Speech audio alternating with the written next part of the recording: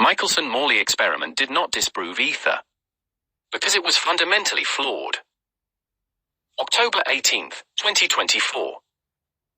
Marius L. Vasile at vasileffect.blogspot.com. The Michelson-Morley experiment was an attempt to measure the motion of the Earth relative to the luminiferous ether, A1, a supposed medium permeating space that was thought to be the carrier of light waves. The experiment was performed between April and July 1887 by American physicists Albert A. Michelson and Edward W. Morley at what is now Case Western Reserve University in Cleveland, Ohio, and published in November of the same year. 1. The experiment compared the speed of light in perpendicular directions in an attempt to detect the relative motion of matter, including their laboratory, through the luminiferous ether, or ether wind as it was sometimes called. The result was negative, in that Michelson and Morley found no significant difference between the speed of light in the direction of movement through the presumed ether and the speed at right angles.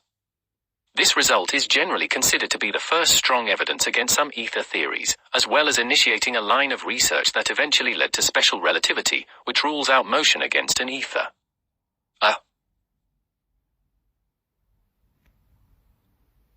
So the whole experiment is based on the premise that if the Earth is moving through a stationary ether, then the speed of light should change depending on the direction in which Earth is moving. This is a completely false and misleading assumption, which shows that these relative scientists really have no idea how waves propagate in a medium. If light is a wave, you can't add the velocity of the wave to that of the source, as these relative scientists expected. It will still travel with the speed of light regardless how fast or slow the source is moving relative to the ether medium. Just like a sound wave does. The speed of sound does not increase if the speed of the source increases relative to the air medium. If a speeding train horns while it passes a station, the people on the station don't measure an increased speed of sound of the horn. What they measure is an increased or decreased frequency and wavelength due to the Doppler effect. The speed is exactly the same. Michelson Morrey experiment makes the false assumption that because the Earth is moving, the speed of light should somehow be different in the Earth's direction of movement compared to a perpendicular direction.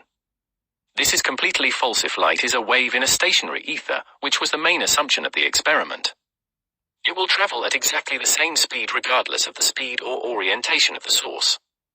So there will be no change in the speed of light in either direction. Which is exactly what they seen, no difference. How does that disprove that ether exists? It is completely illogical to draw this conclusion, yet here we have dozens of the world's brightest scientists, many Nobel laureates, behaving like utter and complete fools who make the most illogical assumption and then based on it misinterpret their experiments in exactly the opposite way in which they should be interpreted. What is truly incredible is that no one has seen their fundamental error before, including the greatest minds of science like none, and that this stupid experiment is considered for more than a century by all these relative scientists as the ultimate proof that ether does not exist. When it should have been obvious for anyone who knows basic wave physics that Michelson Morley made a fundamental error in the very premise of the experiment, which could only lead to an erroneous conclusion. The reason why the speed of light is the same in all frames of reference is because the medium of light, ether, is the only frame of reference for light waves, and the speed of light simply does not depend to any other frames. The speed of light only depends to its medium, which is the ether, and light only moves relative to its own fixed frame of reference. That's why an observer will always measure the speed of light waves in a vacuum, which is ether to be the same, regardless if he is on a rocket or on a planet.